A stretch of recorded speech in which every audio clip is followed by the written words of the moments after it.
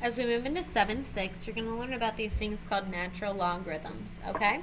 Now, in order for you to kind of make a connection here, we have already, and I'm just going to kind of compare this to something you know. You have learned that if you have y equals log of x, you have learned that this is what we call the common log. And you have learned that it has a base of 10, right? Okay, well today you're going to learn about another special one, and it's called y equals ln of x. Now how do these two relate? Well, they both have an implied base. This is what we call the natural log. Okay, and it has a base of, remember that letter we used before whenever we used continuous problems? It has a base of e. Okay? So really, y equals ln of x is the same as y equals log with a base of e of x. These are the same thing. They're just different ways of writing them. Okay? This is just, we use ln for natural log. Now if you look at your calculator, I don't know if I can, how much I can zoom in or not, but if you look at the ln button here, above the ln we have an e. That's because the base of ln is e. If you look at the log button, it has a base of 10. So your calculator can help you remember those, that ln has a base of e and a common log has a base of 10. And that's kind of what this stuff says, is just like if you have y equals e to the x problem, remember that these are continuous problems. If you have a continuous problem, then the inverse of that is an ln, okay?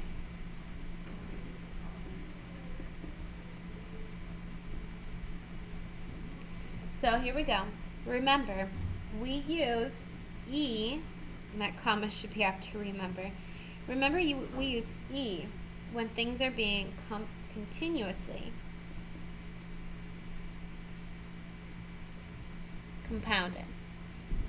Now, just like the natural log, this is going to look like an inverse of a regular exponential function. This one is e, okay? This one's the exponential one. This one's the log one. And this log is just a special log known as the natural log. So just like log has a hidden base of 10, ln has a hidden base of e. So ln is a type of log, and it is therefore an exponent. Let's talk about simplifying natural logarithmic expressions. The same rules apply as they did before. So can you see this 2 right here? This 2 becomes an exponent. So I'll write ln of 15 squared minus ln of 75. Well, this turns into ln of 15 squared is 225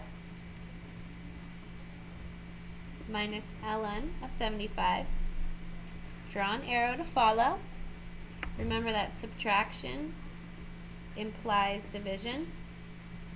So this is really ln of 225 over 75, and that equals ln, and now we just divide. 225 divided by 75 is 3. Ln of 3. Now you might wonder if you can check how you get this correct or not. I'm going to show you in your calculator how you can check. I'm going to type in the beginning problem. 2 ln of 15 minus ln, the natural log of 75. See that ugly decimal I get? Watch what happens if I type in ln of 3. I get the same ugly decimal, which means that I did it properly. So we're just making them one log. That's our goal here. Let's write that down.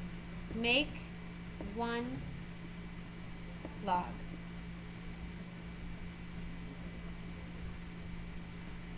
Okay? Let's try got it number 1. See that 2? I need to take care of this 2 to begin with. So this is ln of 7, the natural log of 7, plus the natural log of 5 squared.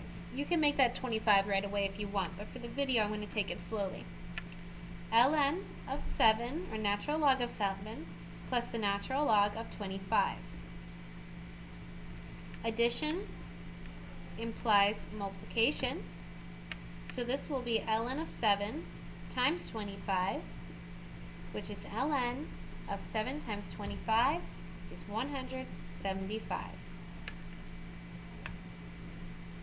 Part B. You see this 3? It's an exponent. See the 2? It's also an exponent. So ln of x cubed minus natural log of 2x quantity squared. This is really ln of x cubed minus the natural log of 4x squared. Do you see your subtraction sign? Subtraction implies division. So that is ln of x cubed over 4x squared. Now I need to reduce. That's ln of, remember how I would ask you, I would say, where's the party at? There's 3 x's in the top, 2 x's in the bottom, so at least 1 x in the top with a 4 in the bottom. Let's try again in part C. Take the 3, put it up. Take the 2, put it up, and there's nothing here, so I don't have anything to make an exponent. That's ln of x cubed plus natural log of y squared plus ln, or natural log of 5. See all of these? These are all addition. Addition implies multiplication. So that's ln of x cubed times y squared times 5. So let's just rewrite it, make it look a little better. That's the natural log of 5x cubed y squared. And that's what you do when your directions say, write them as a single natural logarithm. Now you need to learn how to solve using the natural log. Really, this is no different than when you solved before. Okay? The same rules apply. Really, guys, this lesson is almost a review, except you're using your natural log instead of your common log today. So what it's saying is you can use the inverse relationship, natural log, to solve when x is an exponent. Okay? So let's go on to problem 2, solving a natural log. What are the solutions if you have the natural log of x minus 3 quantity squared equals 4? Notice here that x is not an exponent. Okay? So let's go ahead, and it says when you don't know how to solve, try putting it into another form. Well, first of all, can I make a note that since it's an ln, it has a base of e. Okay? So I'm going to rewrite this. It might be helpful to rewrite it. It might not be helpful. Do what you're comfortable with. Really, this is the natural log. Make that look a little better. That's the natural log. Remember, it has a base of e. I'm going to highlight that so you know that I added it. It has a base of e of the quantity x minus 3 quantity squared equals 4. Now you should understand this is in log form, right? So I'm just going to make it in exponential form. So I'm going to take e to the 4th equals x minus 3 quantity squared. So I just went, ready? Watch the pencil. E to the 4th equals x minus 3 quantity squared. Okay, the next thing I'm going to do is I'm going to get a value, or why don't we take the square root now of both sides to solve? Okay, write that down if you need it. Take square root to solve. Alright? So the square root, and you have to use your calculator here. You do the square root of e, watch how I'm going to get that. See how I have to do second ln?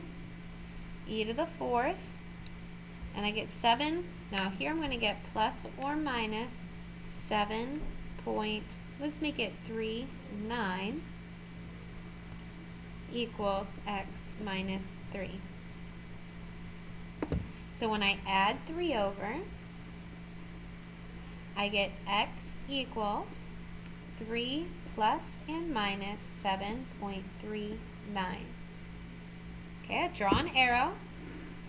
Follow your steps. I'm going to do 3 plus 7.39 and get x equals 10.39. And I've got to do 3 minus 7.39 and get x equals negative 0.439. Negative 4.39. Now if I plug this in, it doesn't plug in because ln's cannot be negative. So my only answer is 10.39. And if you want to plug it in and see if you did it right, let's go ahead and try that in your calculator, okay? So here it is. I'm going to take ln of, and I'm going to use my quantity, ready? 10.39 minus 3 quantity squared, and I get very, very, very close to 4. Let's try this one more time in the next problem. Notice in this problem, x is an exponent. Okay, step 1, I really want to get e by itself.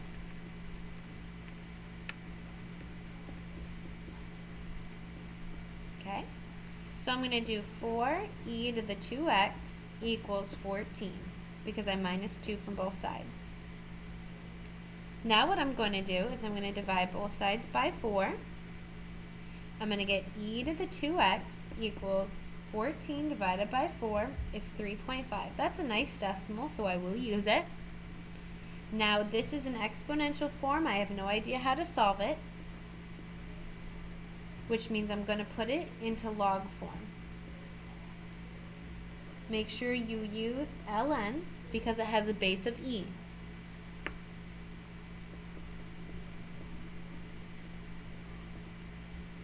Okay, use ln with the base of e. So I do ln with the base of e of 3.5 equals 2x. So if I get my calculator and I do ln of 3.5, I get 1.253. 1.253 equals 2x. Draw an arrow to follow. I know I have a lot of work that's happening here. Okay? Divide by 2. And I get, ready? Just take your calculator and divide. You get 0.62, let's do 626.